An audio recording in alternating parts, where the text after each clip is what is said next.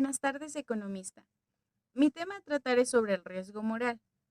Para empezar, ¿cuál es el origen de este término o cómo apareció? Este término apareció en la industria de los seguros.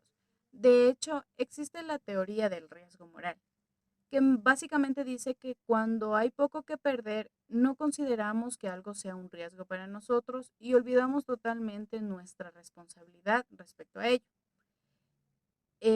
Esta teoría también empieza con Adam Smith en un libro de los años de 1770. La base de esta teoría es que cuando una persona asume muy poco del riesgo, normalmente es muy negligente.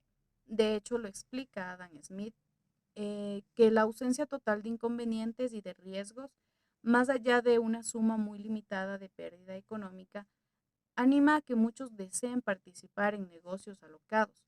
Como no tienen nada que perder, hacen cualquier cosa y se involucran en cualquier cosa.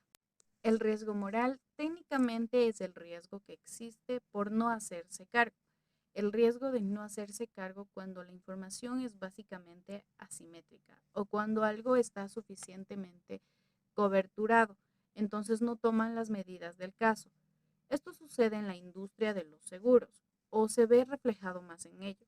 Cuando algo está totalmente asegurado, pues entonces no existe ningún incentivo para que la persona que ha asegurado algo y tiene el seguro completo pueda tomar las precauciones del caso para que no sucedan los eventos. Entonces, como todo está asegurado, pues se relajan esas condiciones y eso constituye un riesgo moral para las aseguradoras. Esa es la razón que, por ejemplo, las aseguradoras de alguna manera piden que exista un pago de contraprestación, un pago inicial que haga que el propio sujeto del seguro tome las medidas del caso de prevención, ya sea de seguridad o cuidado. Entonces, pagar esta prima ya le hace tener responsabilidad alguna de tomar medidas de precaución. Por ejemplo, de las mismas aseguradoras.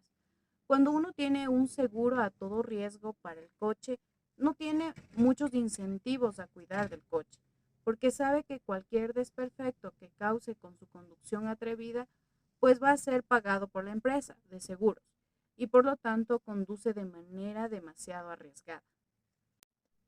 O cuando, por ejemplo, existe una familia que tiene un seguro contra incendios. Al tener este seguro no tiene demasiados incentivos a comprar extintores y a tener las debidas precauciones que sí tendría una familia que no tiene o no cuenta con un seguro que cubra un incendio en su hogar. O también es algo que pasa precisamente o se puede ver reflejado como riesgo moral en lo que es la corrupción. Es muy difícil encontrar a un médico o a un enfermero cometiendo corrupción farmacéutica. Hay muy poco riesgo, entonces, ¿por qué no participar de ella? Y esta es otra de las grandes teorías del por qué existe y persiste la corrupción y por qué es tan difícil de controlar en los países.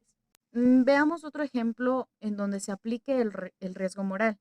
Por ejemplo, puede ser cuando existe un accidente de vehículo. Siempre el responsable del accidente es el conductor, incluso si no fue su intención de ocasionar dicho accidente.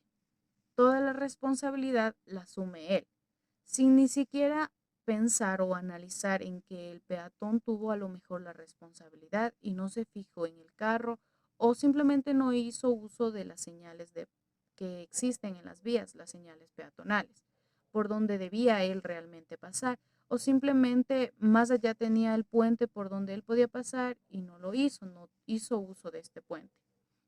Entonces, no tuvo la precaución debida. De hecho, sí existe casos de extorsión. En el caso de extorsión, sabemos que absolutamente toda la responsabilidad es del conductor.